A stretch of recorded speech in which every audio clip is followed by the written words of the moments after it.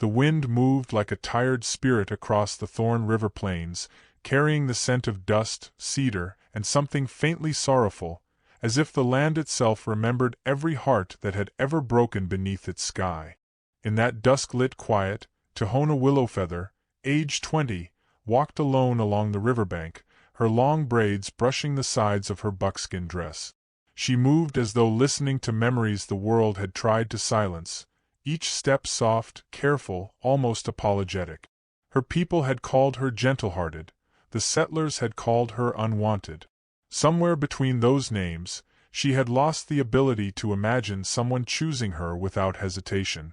Yet she paused now, sensing a shift in the air, as though the evening had grown curious about her solitude. A distant hoofbeat echoed from behind the cottonwoods. Tohona turned slightly, breath slow but uncertain, unsure whether to fade into the shadows or wait for whatever, or whoever, approached. The horse emerged first, tall and chestnut, followed by a cowboy with broad shoulders silhouetted by the melting gold of sunset.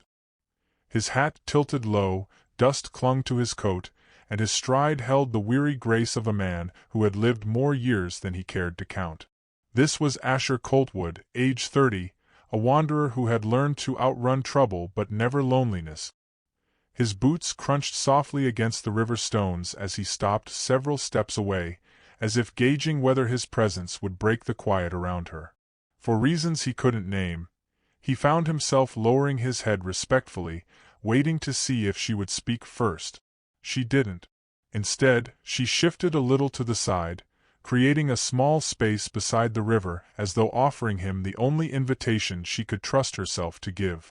That gesture, subtle, nearly invisible, struck him more deeply than most words ever had. He removed his hat, wiped the dust from its brim, and approached with the careful steps of a man afraid to disturb something fragile. When he sat a short distance from her, the silence between them felt less like emptiness and more like shared breath. Still, Asher wondered whether he should apologize for intruding, or whether she might leave at any moment and take this unexpected peace with her. The river murmured between them, its soft current catching the fading light. Tohona watched the water more than she watched him, but Asher could sense the tension in her shoulders, as if she carried a worry carved deeply into bone. Without turning her head, she finally spoke, her voice steady but low. "People say I am not meant to be anyone's wife." She kept her gaze fixed forward, as though bracing for him to flinch away. "They say I bring burden, that my spirit is too quiet, too strange, too everything." Her words hung there, delicate and aching.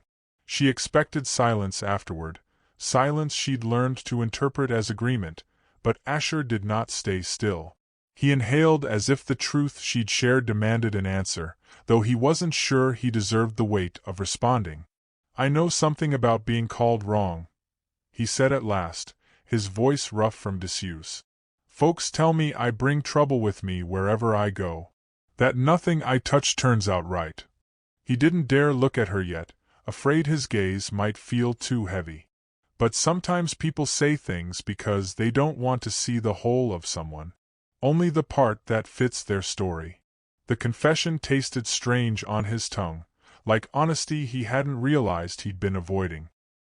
He expected her to distance herself now, the way others did when they learned his reputation.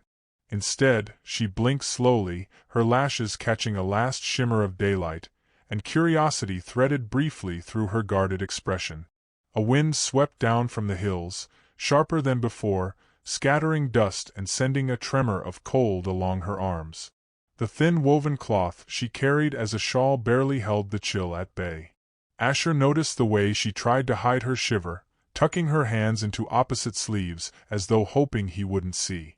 For a long moment, he debated with himself, wanting to offer his coat but fearing the gesture might feel presumptuous. It took him several slow breaths before he finally slid it from his shoulders and placed it gently around her without a word.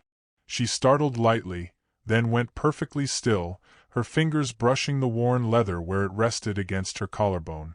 She didn't look at him, not directly, but the smallest shift in her posture betrayed her gratitude, and something else he couldn't quite name. They traveled together at sunrise the next day, though neither acknowledged the decision. It simply happened, one step beside another, her soft tread balancing his heavier stride. As they approached the edges of Thorn River town, eyes turned toward them with lingering suspicion. A native woman walking so close to a white cowboy stirred whispers sharp enough to bruise. Some paused their chores to stare openly, others lowered their voices to mutter words that carried the sting of judgment.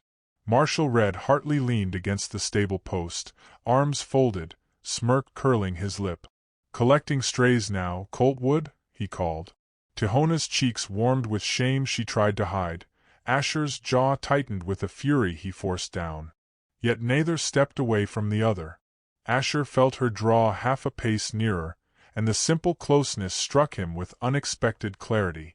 They spent several days working near the river outskirts, none of it planned yet somehow inevitable. Tihona gathered bundles of sage and willow for treating illnesses, her movements as gentle as river reeds. Asher repaired a broken fence line for a rancher who paid more in gratitude than coin. Their paths crossed throughout each day, in small ways that gradually wove themselves into something intimate. They shared a tin cup of water at midday, passing it back and forth without speaking. They exchanged soft smiles when their eyes met unexpectedly, each moment settling deeper into the spaces where loneliness once lived. One evening, as sunlight flickered orange across the water, their hands brushed while reaching for the same jug. Neither pulled away. The touch lingered, unplanned, unhurried, like the beginning of a story neither believed they were allowed to hope for. That night, under a stretch of sky littered with stars, Tihona finally allowed the words she'd been holding to escape her chest. She stood near the riverbank, the reflection of moonlight caught in her eyes. "I'm not one you want as wife," she whispered, voice trembling against the wind. "But I'll give you love you never expected." She meant it as a warning, not a promise, believing he deserved someone with fewer scars, fewer shadows chasing her steps. Asher stood motionless, stunned not by the insecurity in her words but by the fierce courage beneath them. She was offering a truth carved straight from her heart.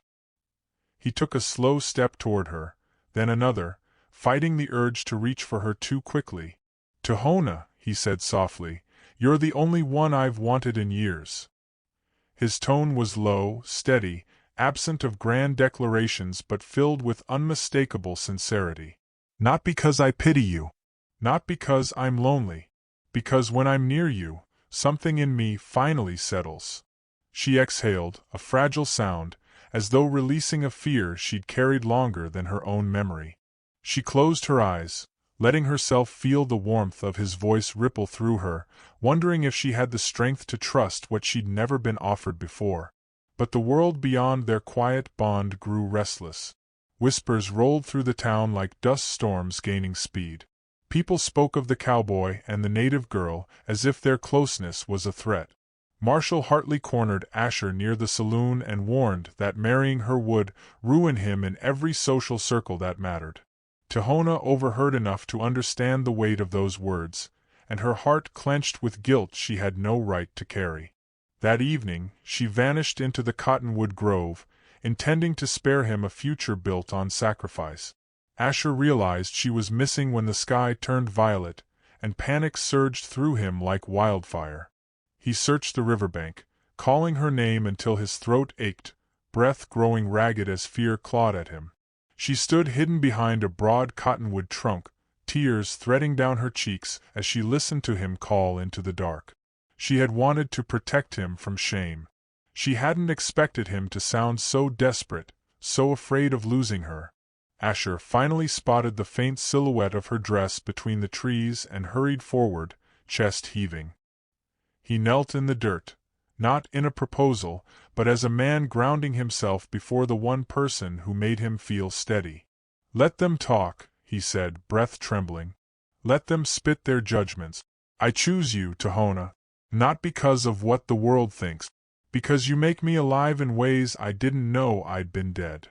Her tears fell harder now, not in sorrow but in release, each drop shaking loose the chains shame had locked around her spirit. When she finally stepped toward him, He rose to meet her, their foreheads touching lightly, two quiet souls braving a storm the world had created around them. "If you truly choose me," she whispered, "then don't choose halfway." He nodded, already understanding the promise she needed. The next morning, they approached the ancient cedar at the edge of the Thorn Riverlands, where Elder Shaku waited with a woven blessing cord. Asher had asked him for a ceremony, one that honored her people's traditions, not his own. Tohona's hands trembled as the elder wrapped the cord around their joined wrists, blessing their union with the river's breath, the earth's steadiness, and the sky's endlessness. Asher placed a carved cedar pendant over her heart. She tied a beaded band across his chest. Old Maeve Carter stood as witness, smiling through tears, as though she'd been waiting her whole life to see a love this quiet and this brave. When Asher lifted her feathered veil, their first kiss felt like morning light spilling into a room long kept closed. They built their home near the river, a small cabin shaped by effort, patience, and the steady devotion of two hearts learning to rest in one another. Tohona planted herbs behind the cabin. Asher carved her a rocking chair smooth enough to feel like silk. Their days became gentle. Sunrise breakfasts, shared breaths by the fire, hands brushing through the doorway as though greeting each other anew each time. It wasn't a loud love. It wasn't a perfect love. It was a healing love, one that stitched both their wounded histories into something whole. And every evening, as the colors of sunset draped themselves across the plains, Asher held her hand as if rediscovering her all over again. If you are reading this now, know this. Love seldom begins with certainty. It begins with two tired souls choosing to stay when fear tells them to run. It grows in quiet gestures, softened words, and trembling yes whispered into the dark. If ever you find someone whose silence feels like home, hold on gently. Some hearts only need one moment of unexpected kindness to finally believe they were never unworthy at all.